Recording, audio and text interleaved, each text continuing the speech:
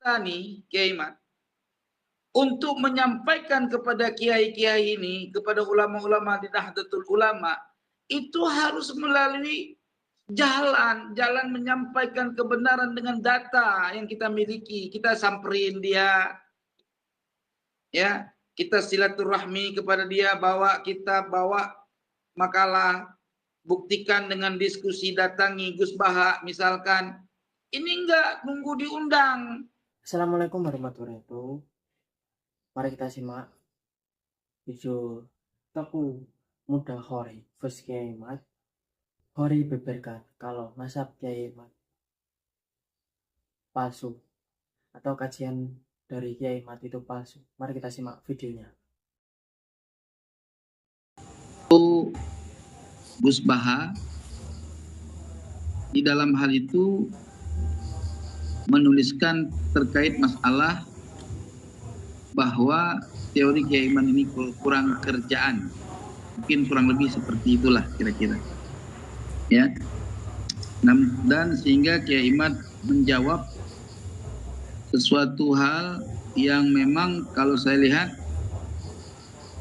terlalu terburu-buru di dalam menganalisa suatu informasi.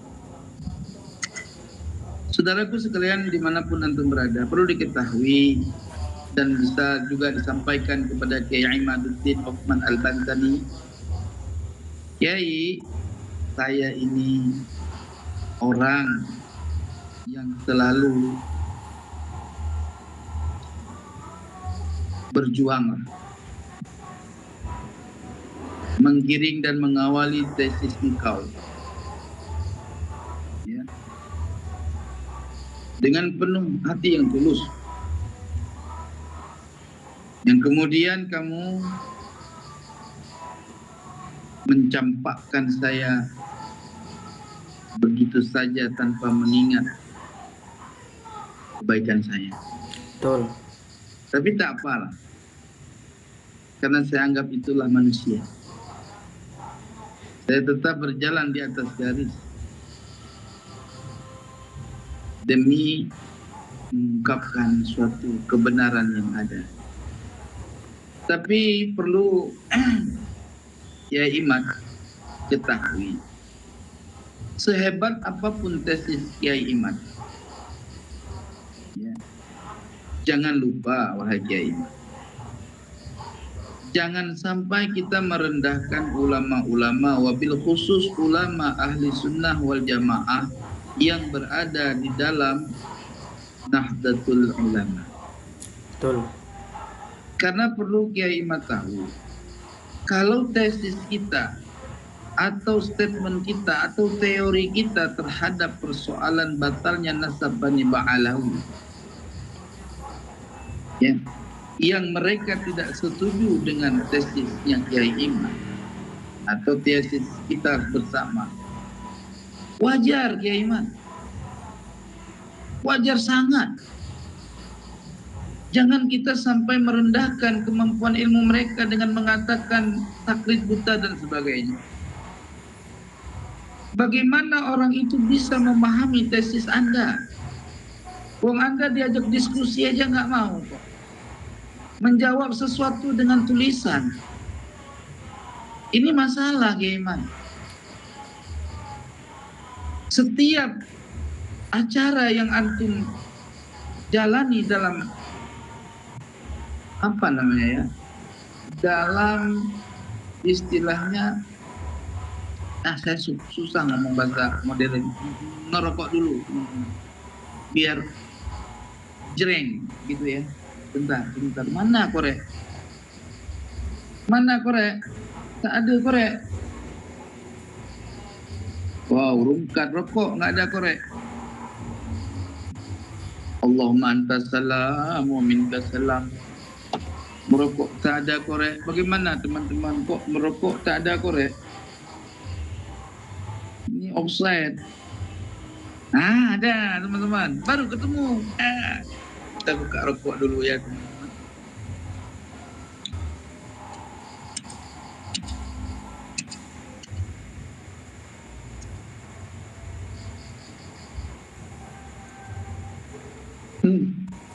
Teman-teman, sampean ngelihat cangklung panjang kah? Macam ini jadi masalah nasab semakin panjang teman-teman, bagaikan panjang cangklung ini. Oke, sekarang kita balik. Jadi teman-teman, dalam setiap seminar Kiai Imad itu tidak ada satupun yang saya lihat dihadiri ulama-ulama yang kontra. Jadi sehingga tidak ada muncul satu diskusi yang menentang.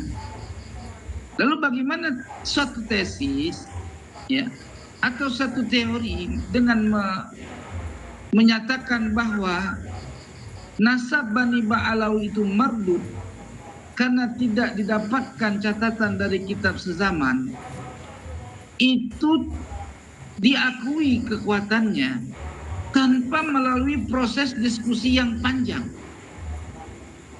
Diundang ke Banten, tidak siap. Ya, nah diajak diskusi kedua pun ada laporan, antum juga nggak mau ikutan. Jadi saya bingung, wahai Kiai Imad.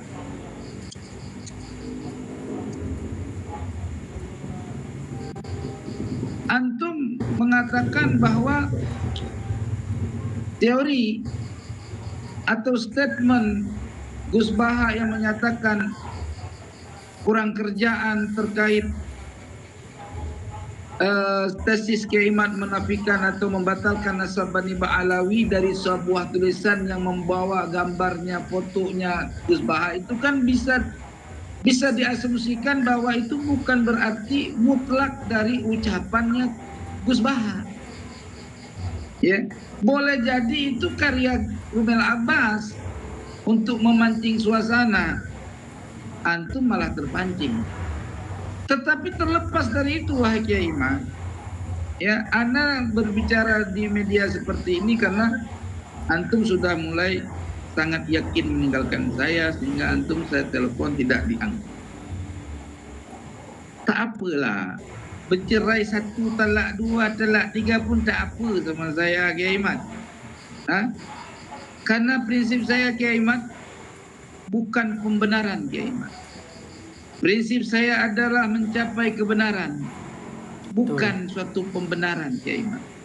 Jadi kebenaran itu harus mesti muncul kalau adanya kontradiksi, perselisihan, ikhtilaf, perdebatan. Jadi kita tidak bisa menganggap diskusi kita kita tidak bisa menganggap tesis kita itu mantap dan kuat kalau belum melalui diskusi ilmiah yang antum sendiri ikut di dalamnya. Betul. Ya, coba perhatikanlah.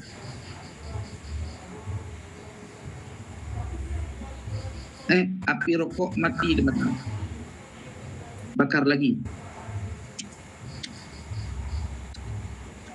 Korek gak hidup-hidup. Ini gara-gara keramat Kiai Imad kayaknya. Korek gak hidup. Kiai Imad, baca bismillah biar korek bisa hidup.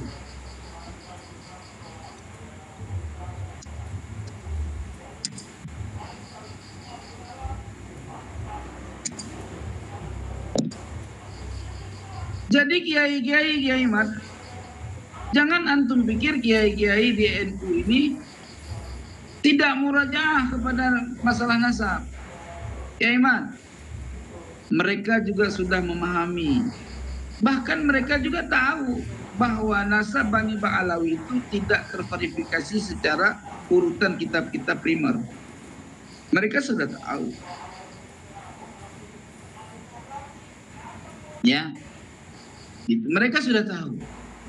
Namun, ya, kebenaran kita nih, Kiai Imad, untuk menyampaikan kepada kiai-kiai ini, kepada ulama-ulama di Nahdlatul Ulama, itu harus melalui jalan menyampaikan kebenaran dengan data yang kita miliki. Kita samperin dia, ya, kita silaturahmi kepada dia, bawa kitab, bawa makalah, buktikan dengan diskusi, datangi Gus Baha misalkan. Ini enggak nunggu diundang. Jangan begitu Kiai Mat. Kalaupun nggak siap seperti itu Kiai Mat, adakan diskusi dong, gitu. Ajak orang-orang yang mempunyai rezeki yang bagus. Antum buka diskusi, ajak siapapun, misalkan ajak Gus Idrus Ramli, undang dia di satu tempat, gitu loh. Jangan kita menyangka teori kita ini atau tesis kita ini sudah mantap sangat. Gitu. Saya terus terang wahai Kiai Mat. Nah, itu nasihat Teguh Mudafari untuk Kiai Mat. Karena Teguh Mudafari sudah tidak dianggap lagi sama Kiai Mat. Terima kasih. Wassalamualaikum warahmatullahi wabarakatuh.